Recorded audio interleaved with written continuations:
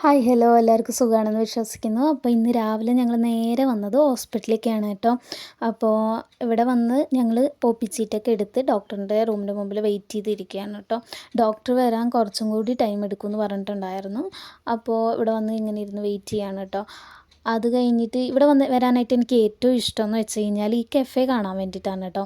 ഈ കഫേയിൽ കുറേ ടോയ്സ് കാര്യങ്ങൾ ചോക്ലേറ്റ്സ് അങ്ങനെയൊക്കെ കിട്ടും കേട്ടോ. പിന്നെ അടിപൊളി കോഫി കിട്ടും. അതെനിക്ക് ഭയങ്കര ഇഷ്ടമാണ് കേട്ടോ ഇവിടുത്തെ. അത് കഴിഞ്ഞ് ഞങ്ങൾ ഡോക്ടറിനൊക്കെ കണ്ടു കഴിഞ്ഞ് അത് കഴിഞ്ഞ് ഡോക്ടർ എൻ്റെ അടുത്ത് പറഞ്ഞായിരുന്നു തൈറോയ്ഡ് ടെസ്റ്റ് ചെയ്യാൻ വേണ്ടിയിട്ടായിട്ട്. അപ്പോൾ തൈറോയ്ഡ് ടെസ്റ്റ് ചെയ്യാമെന്ന് വിചാരിച്ച് ഞാൻ നേരെ ഇങ്ങോട്ടേക്ക് വന്ന് അതാണ് കേട്ടോ ഇങ്ങനെ ബ്ലഡ് എടുക്കണത്. അത് കഴിഞ്ഞിട്ട്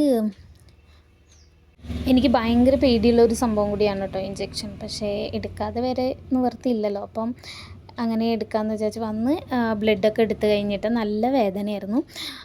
അത് കഴിഞ്ഞിട്ട് നമുക്കിപ്പോൾ 1 മണിക്കൂർ എന്തായാലും വെയിറ്റ് ചെയ്യേണ്ടി വരും റിപ്പോർട്ട് കിട്ടാൻ വേണ്ടിയിട്ടായിട്ട്. 1 മണിക്കൂർ കഴിഞ്ഞ് നമുക്ക് റിപ്പോർട്ട് കിട്ടും കേട്ടോ.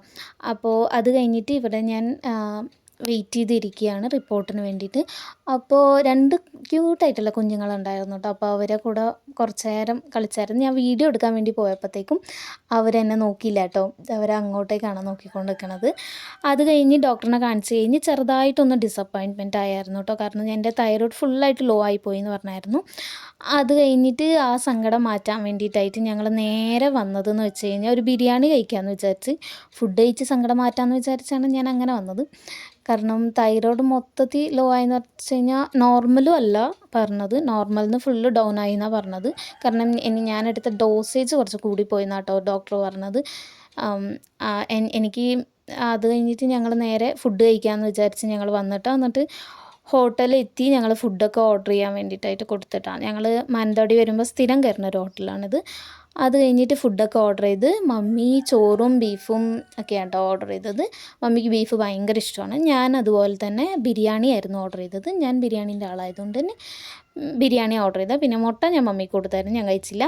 അത് കഴിഞ്ഞിട്ട് ഞങ്ങൾ നേരെ വന്നതെന്ന് വെച്ച് കഴിഞ്ഞാൽ ഒരു ഷോപ്പിംഗ് ചെയ്യാമെന്ന് പറഞ്ഞിട്ട് ഷോപ്പിംഗ് മാളിൽ കയറി കേട്ടോ.